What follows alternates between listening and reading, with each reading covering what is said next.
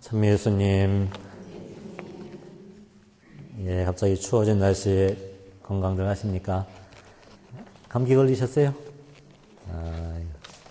네. 우리 11월 위령성어를 함께 보내면서, 우리 위령성어의 첫날, 지난 11월 1일 그 모든 성인의 대축일을 우리 함께 기억하고 있습니다. 돌아가신 영혼들을 기억하며 기도하는 이 교회의 전통, 그 아름다운 이 전통은 모든 성인의 대축일로 시작하면서 죽음이 우리에게는 두려움이요 절망이 아니라 결국 우리가 맞게 될 모든 성인들이 걸어가셨던 바로 그곳을 향해 가는 또 하나의 문이 된다는 것을 우리에게 알려주는 것 같습니다. 우리가 태어나서 살아간다는 것, 우리 인생의 의미가 무엇일까를 우리는 이 가을, 겨울을 앞두고 있는 이 시간 함께 우리는 바라보고 있습니다. 결국 태어난다는 것은 모든 사람들에게 주어진 그 시간 속에 우리가 존재한다는 것이고, 그리고 우리의 시간은 영원하지 않는다는 것, 그리고 그 모두가 자기에게 주어진 시간이 끝나는 그 순간을 함께 맞게 된다는 사실일 겁니다. 그래서 어쩌면 태어난다는 것은 태어나는 순간부터 우리는 죽음을 향해 가고 있는 존재다라는 그 역설을 또 우리는 받아들일 수밖에 없는 것 같습니다. 사실 이 세상을 살아가면서 우리는 세상이 주는 고통과 시련, 또 세상이 우리에게 주는 안겨주는 이 불평등함을 우리는 경험하게 됩니다. 세상은 평등하지 않습니다. 그것이 우리가 겪었던 많은 고통들일 겁니다. 많이는 법 앞에 평등하다는 소리를 많이 하지만 우리 현실은 어떠합니까? 이 현실은 결코 불공평한 그런 세상일 수밖에 없음을 우리는 바라봅니다. 그것이 사람들이 모여진 우리 가정 안에서도 마찬가지고, 이 거룩한 교회라고 불리던 이 교회 안에도 우리는 참 어처구니 없는 많은 상황들을 맞닥뜨릴 수밖에 없게 됩니다. 그런데 모든 사람이 모두가 평등해지는 순간이 있습니다. 그건 언제이겠습니까? 죽음 앞에 모두는 평등할 수밖에 없습니다. 죽음 앞에 우리는 하느님 앞에 나아가는 그 순간, 내가 가지고 있었던 재산이 아니고 재물도 아니라 내가 의지하고 살아왔던 자녀들도 내려놓은 채 우리는 모두가 하느님 앞에 내 양심, 우리 영혼만을 들고 하느님 앞에 서야 되는 그 순간에 비로소 모든 사람들은 평등해집니다. 그리고 죽음으로 우리는 하느님의 그 시간 속에 들어가게 되는 것입니다. 모든 성인들은 바로 우리들에게 바로 우리의 삶을 다시 한번 희망으로 이끌어줍니다. 불공평한 이 세상, 죄가 만연하고 어처구니 없는 상황들이 주어지는 이 세상 속에서도 그래도 우리가 살아야 할 이유, 여전히 많은 고통과 시련이 내 주변을 감싸고 있는 이 상황 속에서도 그럼에도 불구하고 내가 다시 살아가야 할 그 이유는 우리 삶의 목적지가 여기가 아니라는 사실을 우리에게 알려주고 있는 겁니다. 우리는 그 과정 가운데 있는 사람들입니다. 그래서 신앙의 길은, 예수님께서 가르쳐주신 그 신앙의 길은 그 마지막에 대한 희망을 안고 그 마지막 끝까지 걸어가는 그 길임을 우리에게 가르쳐 주셨습니다. 예수님도 십자가의 길에 넘어지셨고, 모진 박해와 시련과 그런 다른 사람들로부터 배척받는 그 상황 속에서도 왜 다시 일어서셔야 하셨는지, 왜 3번 다시 일어서 그 십자가의 마지막 그 순간에 그곳에 이르실 수 있었던 그 모습, 그것은 우리가 가야 할 그 길이 거기에 있다는 것을 우리에게 말씀해 주고 계십니다. 모든 성인들, 그분들은 어떤 분들입니까? 그분들은 우리와 다른 특별한 삶을 살아서 천국에 올라가셨다는 사실이 아닐 겁니다. 물론 성인들은 우리보다 뛰어난 존재들이고 또 믿음의 본보기로 주어지지만 그 뛰어나다는 사실은 내가 겪는 이 고통을 겪지 않아서 뛰어나셨던 것이 아니었고 우리가 살아가는 이 일상생활을 초월한 삶을 살았기 때문에 어떤 특별한 존재가 되셨다는 사실은 아닐 겁니다. 11월 1일 모든 성인의 대축일에 바로 우리는 어린 양의 피로 자기 겉옷을 빨아 희게 된 정말 무수히 많은 지역에서 온 그 수많은 그 영혼들, 요한묵시록에 나오는 그 승리의 월계관을 받은 셀 수 없을 만큼 많은 그 수의 거룩한 사람들을 요한묵시록은 우리에게 보여주지 않습니까? 그것은 바로 그분들은 우리와 똑같은 시련과 고통과 역경의 길을 걸어가시며 이 승리의 월계관을 받은 분들이라고 우리는 알게 되는 겁니다. 저희 수도회를 창설하신 그 알퐁소 성인께서 이런 말씀을 해주셨습니다. 천국에 있는 모든 성인들은 순교자들입니다. 이 말은 피의 순교를 당한 사람만이 천국에 들어간다는 의미가 아닐 겁니다. 천국의 그 많은 성인들은 피의 순교를 겪지 않은 분들이 더 많지만 하지만 그 모든 분들이 순교의 월계관을 받은 이유는 뭐냐면 그들은 인내의 순교를 겪은 분들입니다. 라고 말씀하셨습니다. 그래서 모든 성인들이란 바로 우리가 살아가는 이 인생길을 그 모진 박해와 시련, 때로는 몰이해와 그 외로움과 그 모든 고난의 길을 하느님 한 분만을 믿고 의지하며 그 길을 끝까지 걸어가셨던 바로 그 인내의 길을 걸어가셨던 분들, 바로 그분들이 이루셨던 곳이 천국임을 우리에게 말씀해 주시는 것입니다. 그래서 모든 성인들은 우리에게 기쁨과 신뢰와 큰 희망을 우리에게 전해 주십니다. 우리와 똑같은 고통을 겪으셨던 분들, 우리의 슬픔을 함께 나누셨고 바로 그럼에도 많은 상처와 아픔 속에서도 하느님을 부르며 하느님께 자비를 청하며 그 모습으로 그 길을 걸어가신 분들이라는 겁니다. 몇 년 전에 갤럽 그 여론조사 기관에서 사람들에게 신앙에 관한 종교를 갖는 이유에 대해서 설문조사를 벌였을 때 많은 사람들이 대답했었던 내가 천주교 신자이건 개신교이건 불교이건 어떤 종교를 갖고 있는 사람들에게 당신은 왜 종교를 갖게 되었습니까? 그 이유가 뭡니까? 라고 물었을 때 나온 첫 번째 많은 대답이 뭐냐면 마음의 평화를 얻기 위해서라고 대답을 합니다. 사실 우리는 그게 우리가 신앙생활을 하는 어떤 중요한 동기가 될 수도 있을 겁니다. 하지만 우리가 신앙생활을 쭉 해오면서 성당에 나와 성체를 모시고 이 성사를 영하며 또 신앙생활을 하면서 우리는 늘 내가 생각한 대로 어떤 그런 아무 문제가 없는 평화로운 상태를 지속할 수가 있느냐. 현실은 그러하지 못하다는 것은 알 것입니다.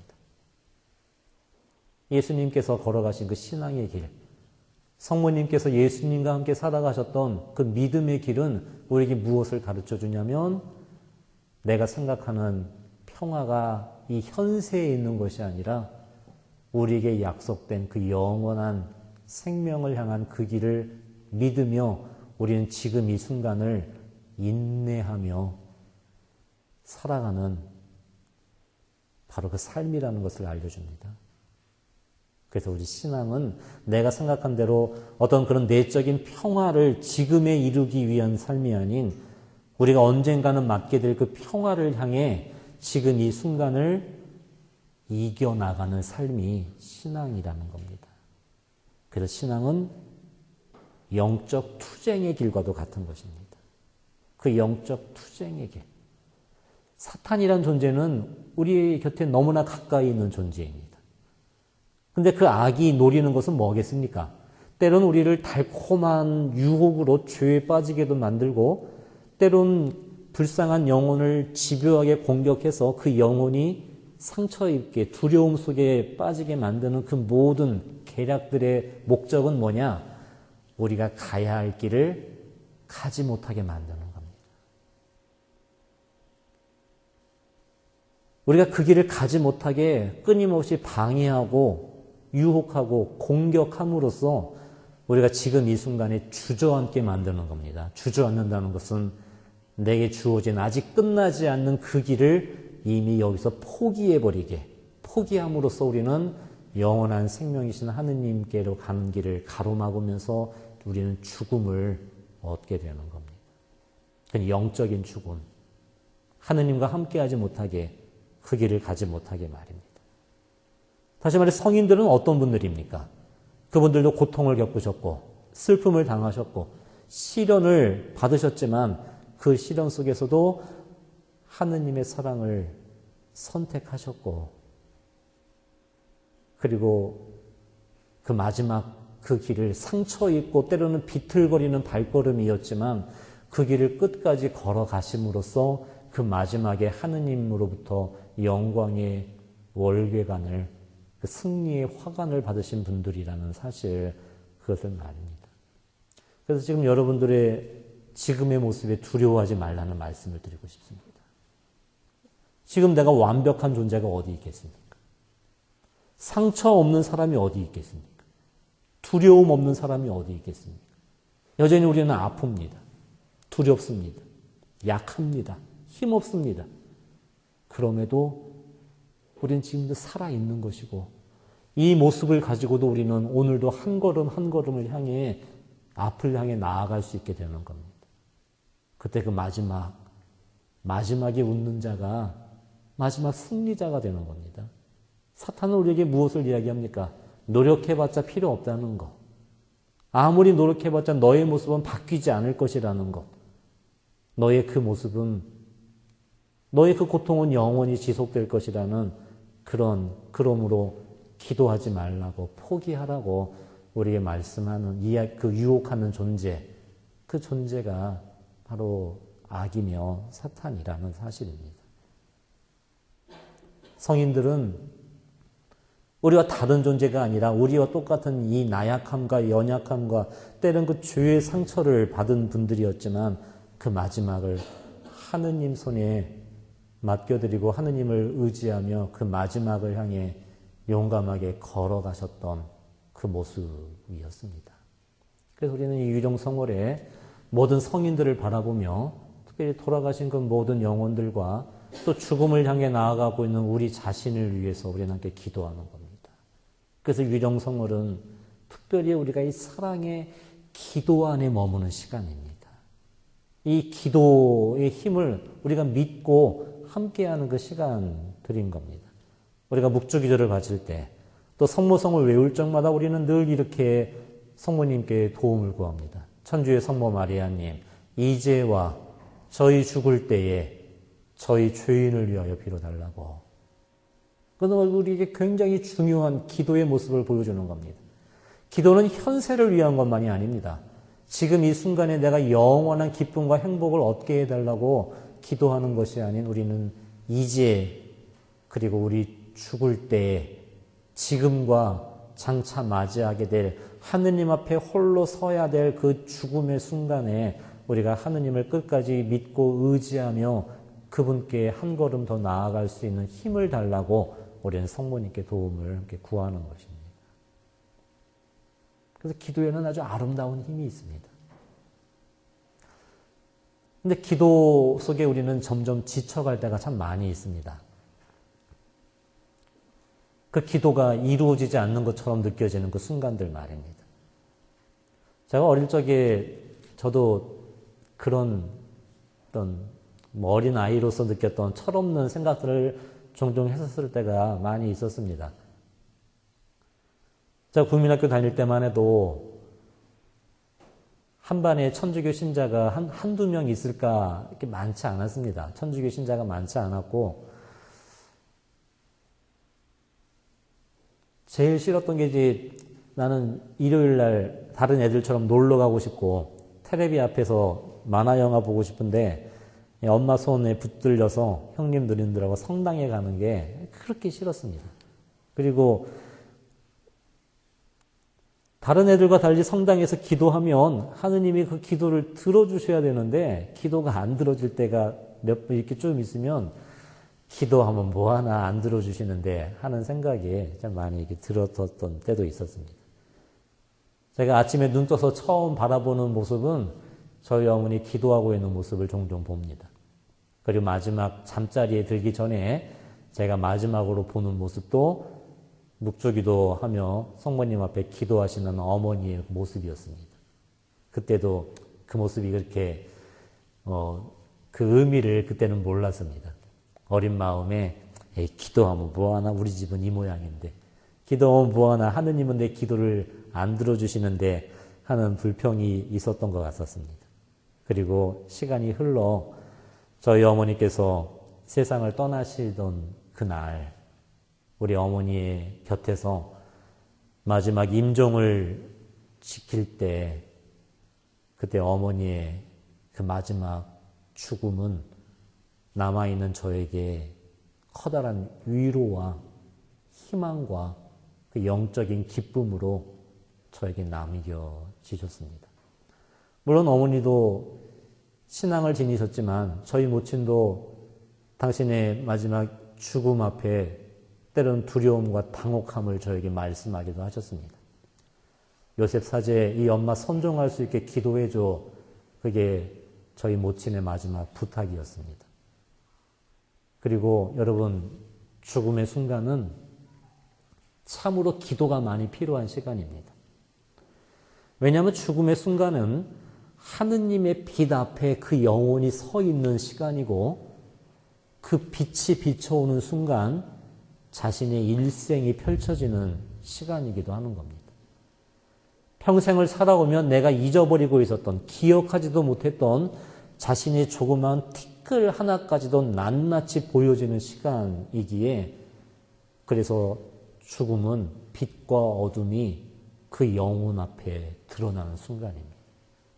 예수님의 십자가에서도 하느님의 영광, 아버지의 사랑에 예수님은 그 십자가의 그 빛을 바라보며 동시에 그 빛 앞에 드러난 세상의 죄와 그리고 악의 공격이 예수님에게 있었을 겁니다.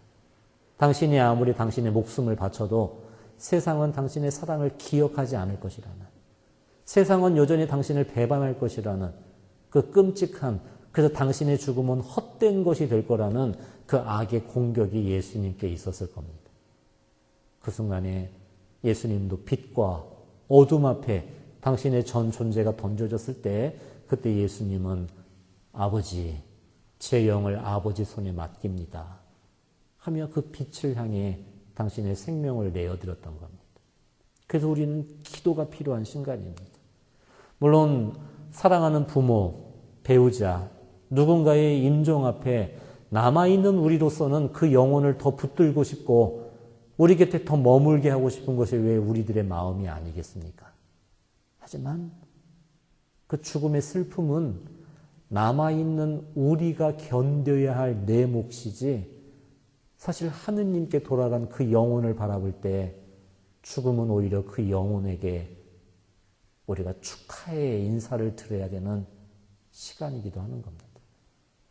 남아있는 우리들이 견뎌야 될 슬픔이지 이제는 그 죽음을 통해 사랑하는 우리의 모친, 우리의 부모, 형제는 이 세상의 그 모든 고통과 이 세상의 모든 악의 유혹과 시련에서 비로소 풀려난 자유롭게 해방된 순간이라는 겁니다. 그 순간을 위해 믿었고 기도했고 하느님을 향해 그 길을 끝까지 달려왔었던 그 마지막의 영광의 순간이 그 죽음임을 우리 신앙인들은 믿게 되는 겁니다. 사실 어머니께서도 저희 모친께서도 당신의 임종을 기다리면서 저에게 기도를 부탁하셨던 모습이 이런 말씀이었습니다. 요셉 사제, 이 엄마 선종할 수 있게 도와줘. 그러면서 하셨던 말씀이 아버지 미워 죽겠어. 용서가 잘 안 돼요. 60년을 함께 사셨어요, 두 분이서. 이제 하느님께 가야 되는 거 아시죠?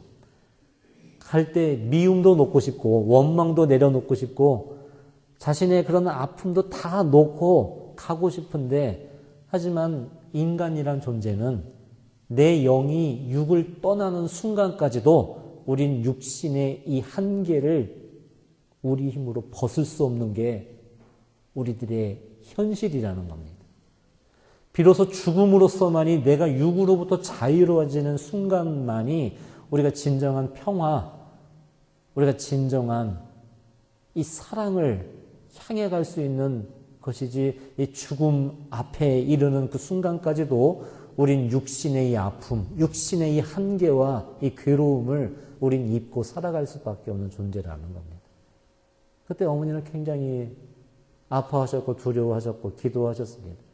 그러다가 하지만 그 마지막 하느님께 돌아가는 그 마지막 숨을 맡겨드리는 그 모습은, 물론 저에게 어떤 당신의 말씀으로 믿음을 고백하지는 않으셨지만 어머니의 그 임종을 지키면서 믿음으로 하느님께 돌아가는 그 모습을 이 아들에게 남겨주셨음을 저는 압니다.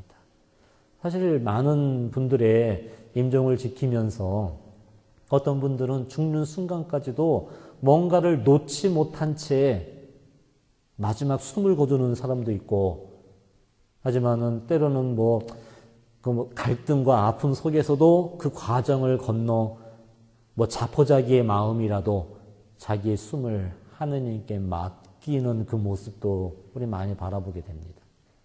만약에 저희 어머니의 임종이 당신의 그림자를 바라보며 돌아가시는 죽음이었다면, 이 세상에 대한 미움, 원망, 분노, 자기 자신에 대한 연민, 바로 그 자신의 어둠을 바라보고 마지막 숨을 거두는 죽음이었다면 그것은 하느님께 등을 돌리는 죽음이었을 겁니다. 그러한 죽음을 바라보는 이 자식들의 마음은 너무나 고통스러웠을 것이고, 그것은 너무나 끔찍한 아픔으로 이 죽음은 저에게 남아 있었을 겁니다. 하지만 저희 어머니는 여전히 마지막 순간까지도 당신의 사랑하는 배우자, 또 이 세상을, 자기 자신을 쉽게 용서할 수 없는 그 나약함 속에서도 저희 어머니는 저에게 하느님을 믿고 하느님께 자비를 구하며, 이러한 나를 사랑하시는 하느님, 이러한 나를 용서하시는 하느님, 이러한 나를 기다려주시는 그 하느님을 바라보며 하느님께 당신의 마지막 생명을 돌려드리는 그 모습을 어머니는 저에게 남겨주셨습니다. 그때 비록 아들로서 어머니를 잃은 슬픔은 제 안에 남아있지만 이 슬픔을 넘어서는 기쁨이 저에겐 주어졌습니다. 아, 하느님은 정말 살아계신 분이구나. 그리고 제가 그때 제 속에서 나온 고백은 이런 고백이었습니다. 하느님께 드려졌던 우리 어머니 일생의 기도가 여기에서 이루어지고 있구나. 하느님께 드려진 기도는 하나도 헛된 것이 없구나. 그건 제 믿음으로 깨닫게 된 것이고 고백할 수 있게 되었던 것입니다. 기도는 참으로 아름답습니다. 기도는 힘이 있습니다. 왜 그러냐면 비록 우리가 이 기도의 시작이 나를 위해서, 내 것을 가지고 싶기 위해서, 내 뜻을 이루고 싶기 위해서 그 어린아이와 같은 철없는 기도로 시작되었다 할지라도 이 모든 기도를 하느님께서는 하나도 잊지 않고 계시는 것. 하느님께서는 우리가 아버지의 이름을 부르며 드렸던 우리의 모든 기도를 아버지이신 하느님은 하나도 잊지 않고 계시는 겁니다. 그리고 여러분의 믿음은 어떻습니까? 내가 기도할 때 이 기도는 누구에게 올려지는 기도입니까? 하느님께 올려지는 기도이죠. 하느님은, 우리가 믿는 하느님은 과거의 하느님을 믿습니까? 미래의 하느님을 믿습니까? 현재의 하느님을 믿습니까? 현재 살아계신 하느님을 우리는 믿습니다. 그렇게 본다면 우리의 기도는 과거에 있습니까? 미래에 있습니까? 지금 함께하고 있는 것입니다. 내가 10년 전, 20년 전, 30년 전에 바치고 내가 잊어버렸다 할지라도 우리의 기도는 그 과거에 남아있는 것이 아니라 하느님께 드려졌기에 살아계신 하느님 안에 우리의 50년 전의 기도도 하느님 안에 지금 함께 살아있는 것입니다. 우리들이 이 세상을 떠나 한 줌 재가 되어 사라진다 할지라도 우리의 기도는 사라지는 것이 아닙니다. 그 기도는 반드시 열매를 맺게 되어 있습니다. 저는 압니다.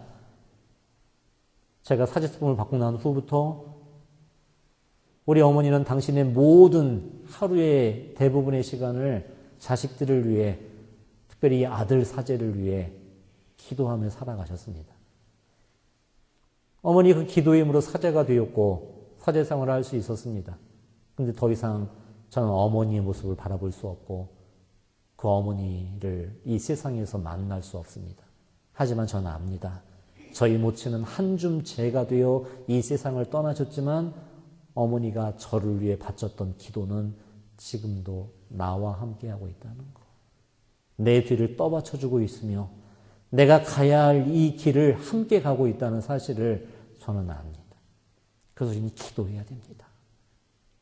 그것이 지금 당장 이루어지지 않는 것 같은 그 실망과 낙담 속에서도 우리가 기도를 포기하지 말아야 되는 이유는 그 모든 기도가 하느님께 드려지고 살아계신 하느님 안에 우리의 기도는 반드시 살아 마지막 열매를 맺게 되기 때문에 그렇습니다.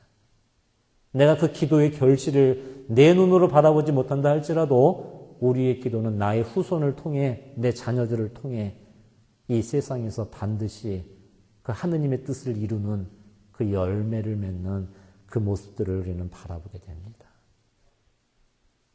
그것이 가능한 이유는 바로 그 기도에 함께 하시는 예수님의 영이신 성령께서 그리고 우리와 함께 하시는 예수 그리스도의 사랑으로 그리고 이 모든 기도에 당신의 기도를 더해주고 계시는 어머니로서의 그 마리아의 기도가 바로 우리 삶에 함께하고 계시기 때문이라는 겁니다.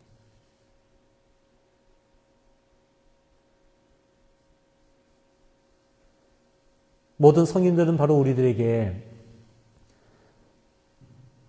이 세상에 우리의 목적이 아닌 이 세상이라는 과정을 통해 우리가 바라보게 될 그 목적을 향한 그 영원한 생명을 향한 그 길을 바로 우리에게 다시 한번 일깨워 주시는 겁니다.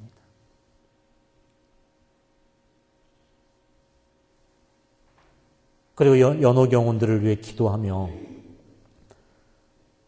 우리는 하느님 자비에 맡겨진 그 영혼들을 위한 기도로 우리가 함께 연대하고 있음을 바로 그 사랑의 끈으로서 우리는 이 기도를 우리는 함께 바치고 있는 것입니다.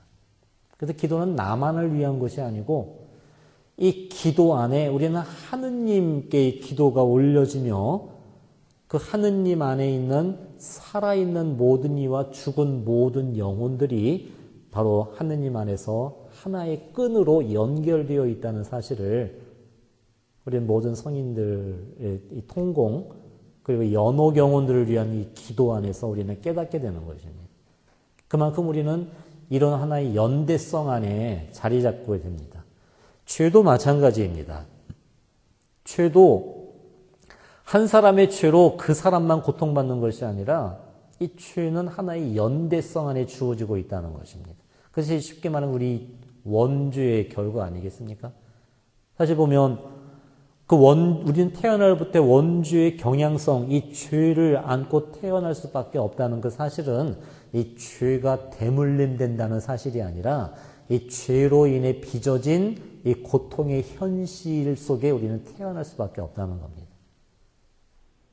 예를 들어 내가 집에 가족들과 함께 살아가는데 혹은 여러분과 함께 어떤 집에 있는데 제가 갑자기 화가 났어요. 이 화를 다스리지 못하고 제가 유리창을 깨버렸네요. 그날은 날씨가 굉장히 추운 날이었어요. 깨진 유리창을 통해서 찬바람이 들어오는데 그 찬바람이 유리창 깨뜨린 나한테만 불어옵니까? 아닙니다. 그 방 안에 있는 모든 사람이 찬바람을 맞을 수밖에 없다는 겁니다. 그것이 죄의 연대성입니다. 하느님께서 죄 없는 다른 사람에게 죄값을 물으신다는 것이 아니라 이 죄는 나에게만이 영향을 미치는 것이 아니라 죄를 지은 나만이 아닌 다른 사람에게도 이 죄의 찬바람을 모두가 맞을 수밖에 없다는 이 죄의 연대성, 그 연대성에 우리는 묶여 있는 것입니다. 그것이 죄의 무서움입니다. 하지만 이 죄를 이기신 그리스도를 우리는 바라봐야 됩니다. 예수 그리스도의 죄, 예수 그리스도의 구원. 아담의 죄로 모든 이가 죄의 사슬에 묶이게 되었다면 또 다른 아담, 또 다른 한 사람의 구원으로 그 한 사람과 연결되어 있는 모든 이가 구원의 길을 걸을 수 있게 되었다는 사실, 그것이 바로 사랑의 끈과 연대성을 우리에게 말씀해 주시는 겁니다. 그래서 옛날 구교우들은 고해성사를 볼 때 자신의 죄를 고백하고 마지막에 이런 고백을 덧붙입니다. 남이 나로 인해 지은 죄있나니 천주는 이 죄인을 벌하시고 이 죄를 용서하여 달라고. 남이 나로 인해 지은 죄있나니 혹시 내가 다른 사람에게 그 죄의 기회를, 경향을 준 것이 있다면 바로 저의 통해를 받아주시고 우리의 죄의 사슬을 함께 벗겨달라는 그런 이 사랑의 연대성 안에서의 고백을 구교우들은 늘 바쳤습니다. 근데 오늘날 그런 것들이 많이 사라져버리고 그 사라져버린다는 것은 그걸 의식하지 못한다는 사실을 안타깝게도 보여주는 것 같습니다. 왜냐하면 이 시간을, 이 살아있다는 것은 우리가 같은 시간, 같은 공간 안에 있다는 것이고 그리고 같은 시간과 공간 속에 지은 한 사람의 죄는 그 사람에게만이 고통이 되는 것이 아닌 나와 함께하는 이 세상에 주는 그런 이 죄의 사슬로서 우리에게 다가온다는 겁니다.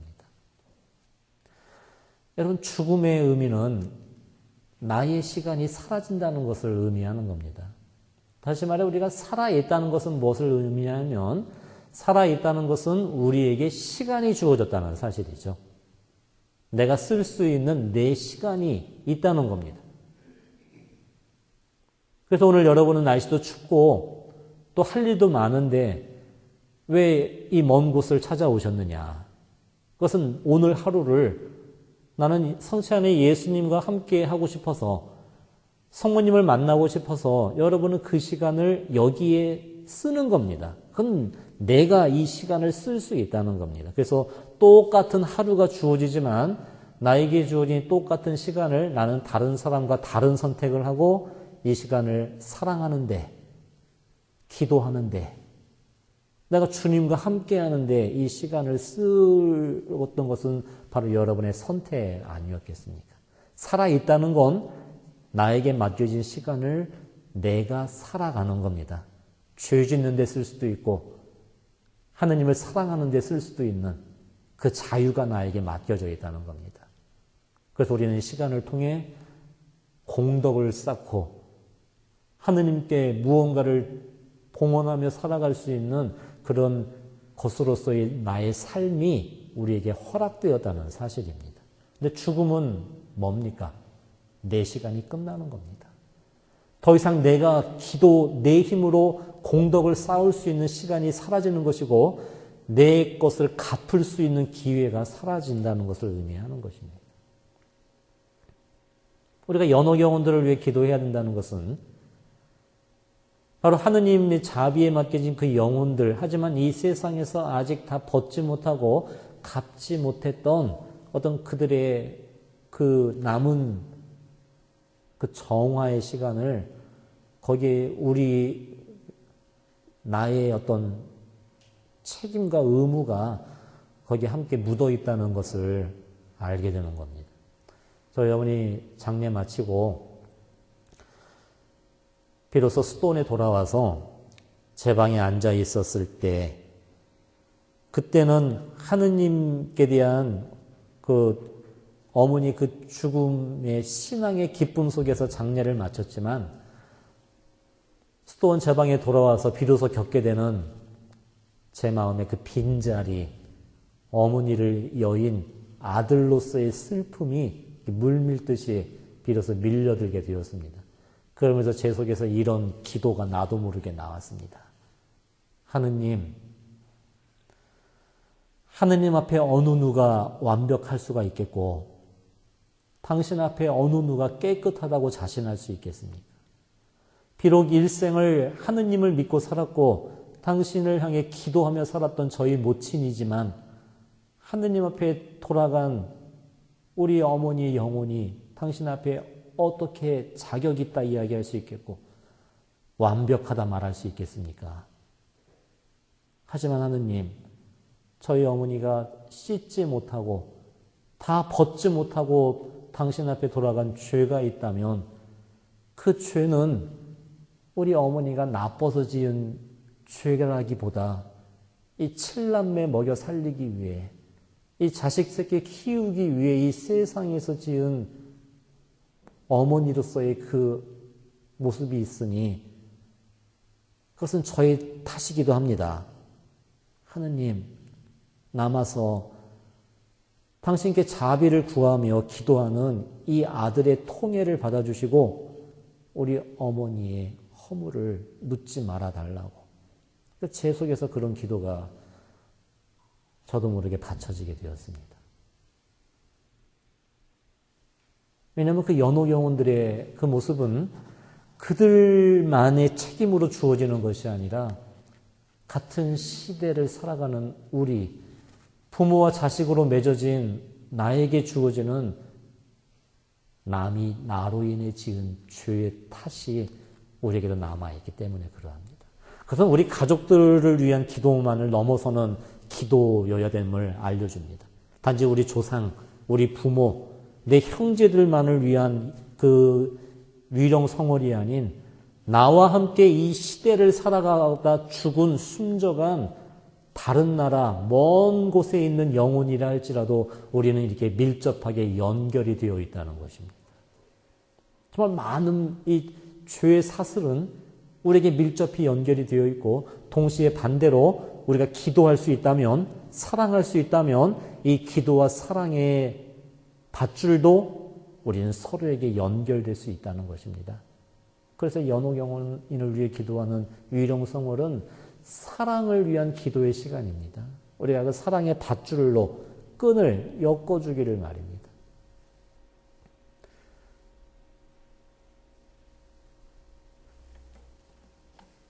교황 프란시스코 교종께서 이런 말씀을 해주셨습니다.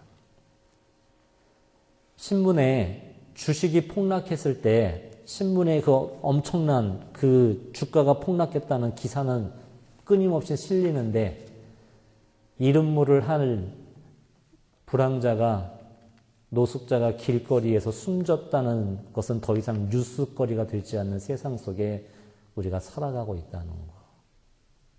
아파트 시세가 얼마 올랐는지 또는 집값이 얼마나 떨어졌는지가 우리들의 유일한 관심사가 되어버린 오늘날 내 곁에 같은 시대를, 같은 공간을 살다가 숨져간 그 많은 영혼들에 대한 무관심 속에 우리가 빠져 있다는 그 아픔을 프란시스코 교황께서는 우리에게 말씀해 주신 적이 있습니다.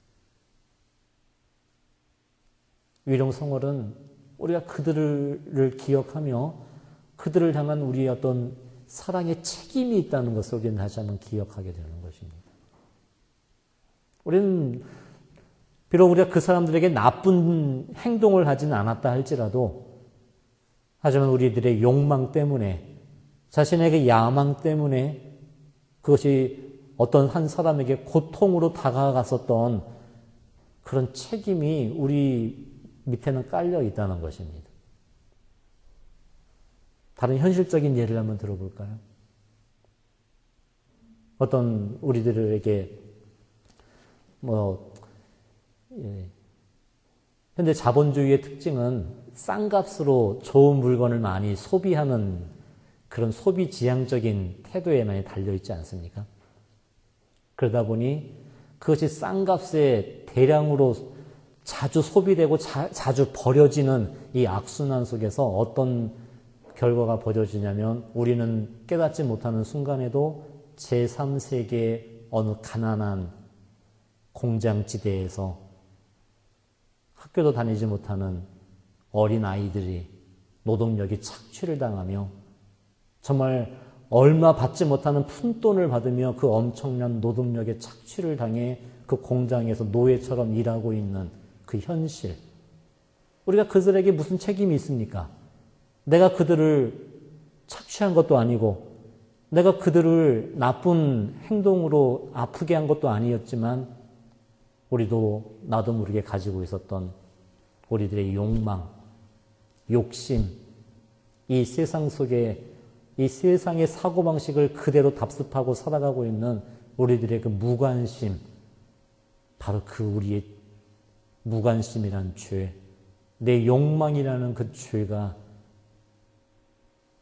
이름도 얼굴도 모를 저 먼 나라의 그 공장에서 지금도 노동력을 착취당하며 병들어 죽어갔었던 그 한 어린 아이들의 죽음에 우리가 책임이 없다라고 이야기할 수 없는 것입니다. 그래서 우리는 기도해야 됩니다. 그 영혼들을 위해.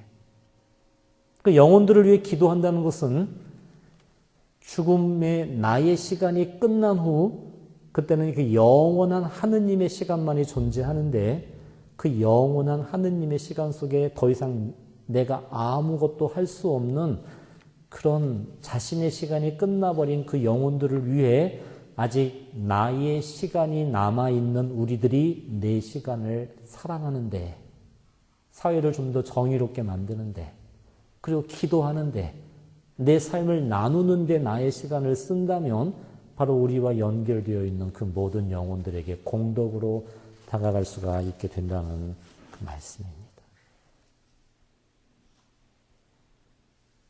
이 말은 돌아가신 영혼들을 위해 기도한다는 것은 죽음 후에도 여전히 우리의 기도가 미칠 수 있는 곳이 있다는 것을 반증하는 것입니다.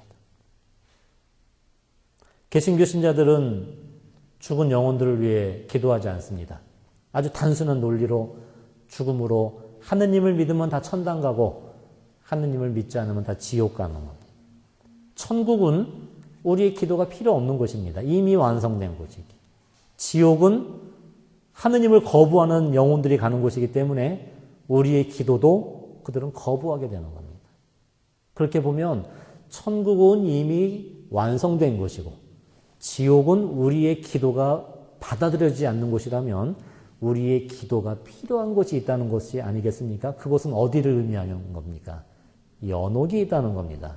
그런데 연옥이 중국을 통해서 이제 한자로 번역하다가 보니 연옥이라고 하니까 천국과 비슷한 말이에요? 아니면 용어 자체가 지옥과 비슷하게 느껴지세요? 옥자가 들어가니까는 좀 지옥과 붙어 있는 것처럼 보여지죠? 그래서 옛날에 이 어린 시절에 그 교리 시간에 연옥을 배울 때 저 나름대로 이렇게 생각을 했는데 지옥은 지긋지긋하게 옥살이 하는 곳이고 연옥은 좀 연하게 옥살이 하는 곳인가 보다. 그 옥이라는 말 때문에 그렇게 느껴지는데 원문은 라틴어로 purgatorium, 그 영어로 purgatory, 그럼 purify, 정화하다, 정화소, 깨끗하게 만드는 곳이란 뜻을 지니고 있습니다. 그 purgatory로서의 그 연옥의 존재는 지옥과 붙어 있는 곳이 아니라 연옥에 갔다는 것은 벌써 이미 구원받았다는 사실을 의미하는 겁니다. 이 연옥의 시간이 끝나면 지옥으로 가요? 천국으로 가요? 천국으로 가는 과정이기 때문에 그렇습니다. 만약에 우리가 하느님께서 왜 이 세상에서 고통받고 죽은 영혼을 바로 천국으로 들이시지 왜 연옥에서 또 고통을 주시느냐고 이야기한다면 그건 하느님의 무자비하신 분이라는 이야기로 들리겠지만 하지만 연옥은 하느님의 자비의 장소입니다. 천국과 지옥만 존재한다면 내가 비록 하느님을 믿고 하느님의 믿음으로 이 세상을 떠난다 할지라도 어느 누가 완전한 상태로 하느님께 갈 수 있다고 자신할 수 있겠습니까? 어느 누가 천국에 들어갈 자격이 있다고 이야기할 수 있겠습니까? 연옥이 없다면 많은 영혼들이 지옥으로 떨어질 수밖에 없을 겁니다. 완전하신 하느님과 함께하는 그 깨끗한 상태를 지닌 채 하늘나라를 들어갈 수 있는 영혼은 너무나 극소수에 불과할 따름일 겁니다. 하느님은 아버지이십니다. 그래서 한 영혼이라도 더 구원하고자 하셨습니다. 그 마지막 한 영혼이라도 당신의 사랑으로 구원하고자 마련하신 장소가 연옥이라는 것입니다. 바로 그 연옥에서 바로 이 세상에서 살면서 묻었던 순결치 못하고 정화되지 못한 그 더럽혀진 부분을 다 벗지 못한 채 죽음을 맞이한 그 영혼들. 비록 지금 우리는 내가 더러워졌을 때 고해 성사도 볼 수 있고 하느님께 기도도 하고 성체도 영하며 우리의 고해 성사와 자선과 희생으로 우리의 죄값을 어느나마 벗을 수 있는 시간이 나에겐 있지만 죽음으로 자신의 시간이 끝나버린 그 영혼들, 그들은 모두 지옥으로 떨어뜨려야만 한다는 말입니까? 그래서 하느님은 그들의 구원을 위한 장소로서 연옥을 마련하셨습니다. 그래서 연옥은 사실 직접적으로 성서에 묘사되어 있지 않지만 성경 곳곳에서 죽은 이들을 위해 기도하라는 구절을 통해서 우린 연옥이 있다는 것을 깨닫습니다. 마태복음서 12장 31절부터 32절에 사람들이 어떤 죄를 짓거나 모독하는 말을 하더라도 그것은 다 용서받을 수 있지만 성령을 모독한 죄만은 용서받지 못할 것이다. 성령을 거역해서 말하는 사람은 현세에서도 내세에서도 용서받지 못할 것이다. 다시 말해 그러면 성령을 모독하는 죄가 아닌 다른 죄는 용서받을 수 있어요, 없어요? 현세에서도 내세에서도. 바로 그 현세에서도 내세에서도 그 말의 그 내세는 어디이겠습니까? 천국은 용서받을 필요가 없고 지옥은 용서를 받아들이지 않는 곳이라면 용서받을 수 있는 내세는 연옥을 의미하는 것이죠. 마카베오 학원 12장 39절부터 45절에 마카베오가 독립운동을 벌이며 자신의 그 유대 동료 전사들과 함께 전투를 벌이고 그 많은 전사자들의 시체를 묻는데 그 시체 하나하나의 옷에서 우상의 부적이 발견이 되었습니다. 그것은 바로 그들이 독립운동을 벌이면서 그들이 하느님이 아닌 우상에 대한 부적을 지니고 죽었다는 그 우상 숭배였음을 알고 마카베오는 은전 2,000 드마르크를 모아서 예루살렘에 보내며 죽은 동료들의 속죄 제사를 부탁을 합니다. 마카베오서 학원 12장 45절 그가 죽은 자들을 위해서 속죄의 제물을 바친 것은 그 죽은 자들이 죄에서 벗어날 수 있게 하려는 것이다. 사람은 죽은 후에도 내세에서도 속죄의 기회가 있다는 것.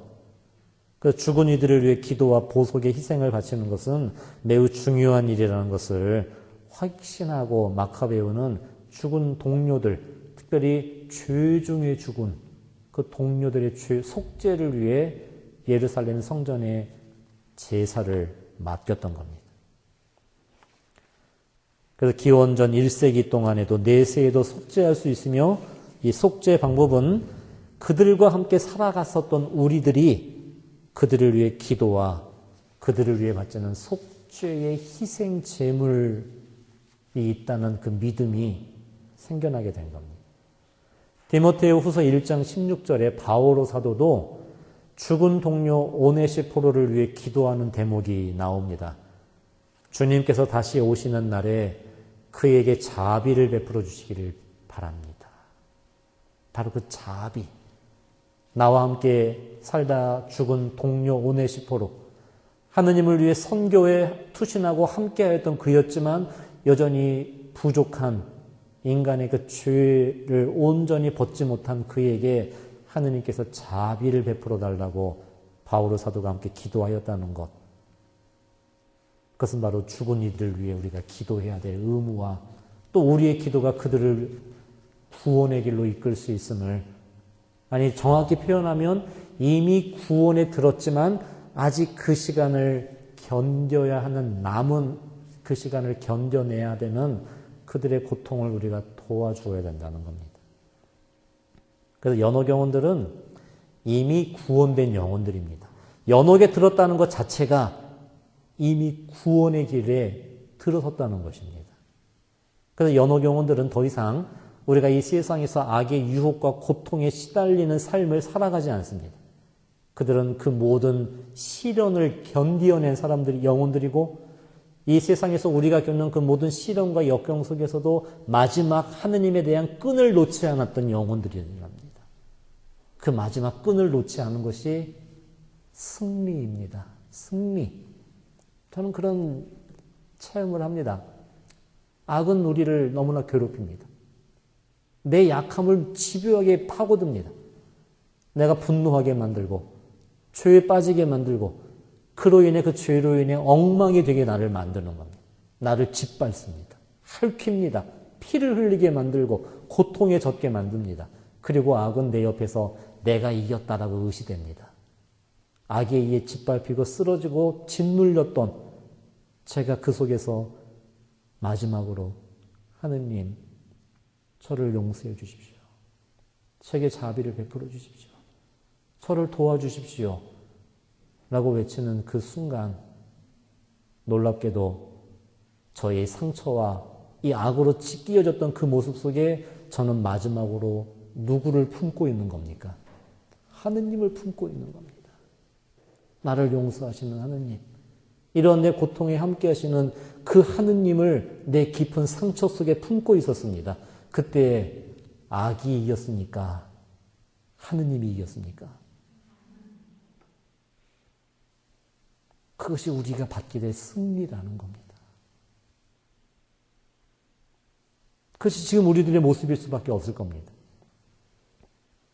비록 우리의 종교 생활이, 신앙 생활이 마음의 평화를 얻기 위해 시작된 그런 동기였다 할지라도 우리는 무수히 많은 시련과 고통의 아픔을 겪을 수밖에 없었습니다. 그럼에도 하느님이 나의 마지막이 될 때, 그분이 나의 마지막이 되실 때 우리의 마지막은 패배가 아니라 승리가 되는 겁니다. 그리고 하느님은 그 영혼들을 지옥으로 보내시는 것이 아닌, 비록 죄의 쓰아림 속에 일생을 살다가 죽는 그 마지막 순간에 당신께 자비를 청했던, 그의 일생이 엉망으로 살았지만 마지막이 하느님이 된 그 영혼을 하느님은 버리시는 것이 아닌 당신이 구원에 이끄시는 겁니다. 그것이 바로 승리의 길을 걸었던 영혼들이 머무는 자리, 연옥이라는 겁니다. 연옥. 그래서 연옥 영혼들은 압니다. 비록 지금은 정화의 고통 속에 있지만 이 고통이 하느님이 나를 벌하시는 고통이 아니라, 마치도 외과 의사가 한 사람을 살리기 위해 그 사람의 종양을 떼내기 위해 칼을 들어야 되는 것처럼, 이 고통은 나를 살려주시기 위한 사랑으로 겪어야 되는 그 시간이지, 이것이 내 절망의 고통이 아님을 알고 그들도 그 고통을 기꺼이 봉헌하고 있다는 겁니다. 그 죽음으로 우리가 갈라지는 것이 아니라, 그 죽음으로, 왜 죽음이 우리를 갈라놓지 못하는 까닭은 바로 하느님께서 우리에게 주신 어머니, 그 어머니라는 이름 안에 살아있는 우리와 돌아가신 그 모든 영혼들이 어머니의 자녀로 함께 새로 만나게 되는 겁니다.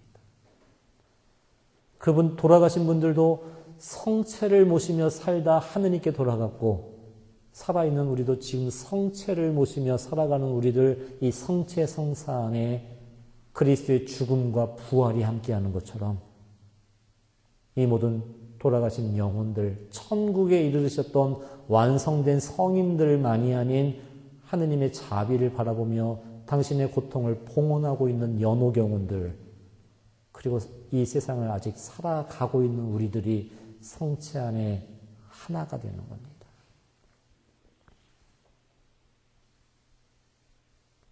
연옥에서 겪는 고통은 그 연옥 시라 보면 아주 무시무시한 고통이라고 나오지 않습니까? 그것은 육신이 겪는 고통을 넘어서는 고통입니다. 그것은 뭐냐면 상실의 고통입니다. 상실의 고통. 여러분도 그런 경험이 있을 겁니다. 죽음으로 사랑하는 부모, 형제, 내 사랑하는 아들, 딸, 내 사랑하는 벗, 나와 함께 살아가고 있었던 그들이 죽음으로 내 곁을 떠나버렸을 때 느꼈던 우리의 상실의 고통. 너무나 보고 싶은데 볼 수 없는 그 고통. 만나고 싶은데 만날 수 없는 그 고통. 우리는 그 상실의 고통을 우리는 어렴풋한함에 체험하고 있을 겁니다. 연옥 영혼들이 받는 고통이 그런 고통입니다. 이제 죄의 유혹에서 벗어났고 악의 공격에서 해방되었지만 이제 하느님만이 보이는데 내가 아직 하느님과 함께 할 수 없는 고통. 이 고통은 육신이 받는 고통을 넘어서는 이 영혼이 겪는 무시무시한 고통이라는 겁니다. 사랑하는 누군가를 더 이상 볼 수 없는 우리들이 겪는 고통처럼, 아니 그보다 더한 순수한 고통이 연옥 영혼들, 내가 이미 구원의 길에 연옥에 들어왔지만 아직 하느님과 함께 할 수 없는 그 고통, 하느님을 아직 볼 수 없는 그 고통은 우리 육신의 고통과 비교할 수 없을 만큼 끔찍한 내 마음, 내 영혼의 고통과도 같은 겁니다. 그래서 우리는 그 영혼들을 위해 기도해야 됩니다. 그것이 우리가 이 세상을 살아 아직 나의 시간이 남아있는 우리가 해야 될 책임이고 의무라는 사실입니다. 그래서 그것이 단지 조상들을 위해 기도하는 게 우리나라 속담이도 잘 되면 내 탓이고 내 덕분이고 잘못하면 조상 탓이다. 그 조상 때문에 내가 고통받는다. 조상 때문에 내가 일을 잘못한다. 그것은 이기심과 아주 끔찍한 이기심에 비롯한 것일 수밖에 없습니다. 하지만 제가 어머니의 죽음 앞에 바로 이 자식들 키우느라 이 세상 속에 나약함으로 지은 그 죄의 책임이 자식된 저에게도 있다는 사실을 함께 기억하고 어머니 이 영혼을 위해 기도하는 그런 사랑이 되기를, 그런 책임이 되기를 하느님께서는 원하고 계시는 겁니다.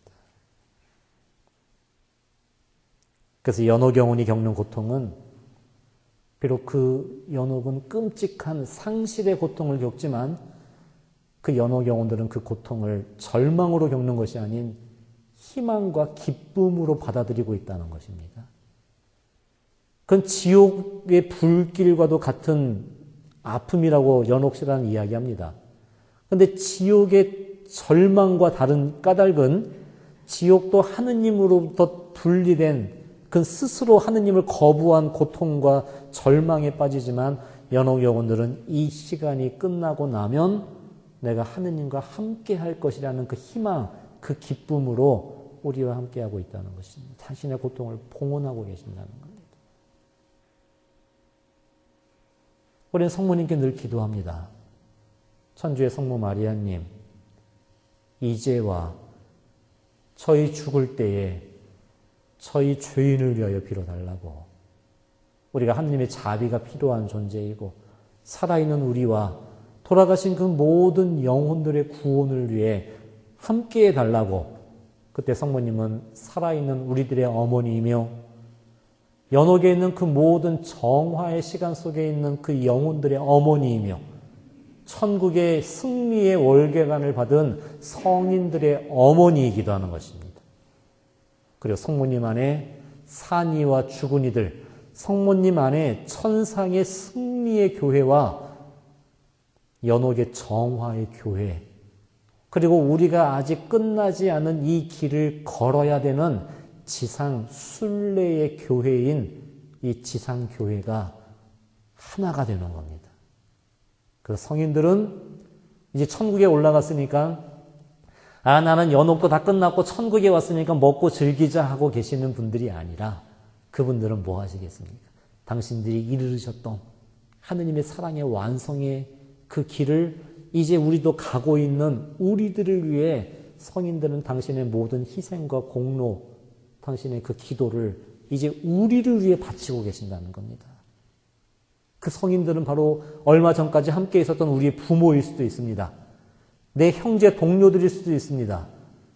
우리와 함께 이 시대를 살다간 이름 모를, 하지만 내가 남 모르게 도와주었던 나의 사랑의 어떤 그런 끈으로 연결되어 있었던, 또 우리의 작은 기도로 이 연옥의 정화를 단축할 수 있었던, 도움을 받아서 하늘에 올라갔던 그 영혼들이 이제는 우리를 위해 돕고 있다는 겁니다. 그리고 연옥 영혼들도, 지옥의 영혼들은 자신의 고통을 무의미하게 무가치하게 절망 속에서 그냥 고통받을 수밖에 없는 게 지옥의 영혼들이라면, 연옥 영혼들은 자신의 이 고통을 성모님께 봉헌하며 기쁨과 희망으로 그 시간을 견디어냄으로써 이 공덕을 또한 이 세상에 남아있는 우리를 위해 바치고 계신다는 겁니다. 성체 안에 계신 예수님과 이 예수님의 어머니 마리아, 살아있는 우리들의 어머니며 돌아가신 그 영혼들의 어머니이신 성모님 안에 우리의 삶과 죽음은 하나가 되었습니다. 그리고 그 영혼들은 예수님과 성모님 안에 우리에게 가까이 있는 모습인 겁니다. 그리고 우리도 가야 할 그 길이고, 그 속에서 비록 우리 그 천국의 모든 성인들은 우리의 고통을 알고 계시기에, 내가 받는 유혹을 알고 계시기에, 우리의 시련을 알고 계시기에, 또 우리가 그 시간을 이겨내고 걸어갈 수 있는 도움을 주실 수 있는 분들이기도 합니다. 하지만 오늘 이 시간 우리 어머니이신 성모님의 이름을 다시 한번 불러드립시다. 천주의 성모 마리아님, 이제와 저희 죽을 때에 저희 죄를 위하여 빌어주십시오. 이제와 저희 죽을 때, 그것은 우리들의 육신의 죽음만을 의미하는 것이 아닌 지금 이 순간 내가 살아있지 못하는 우리들의 영적인 죽음도 있습니다. 내가 하느님의 사랑을 믿지 못하는 이 죽음,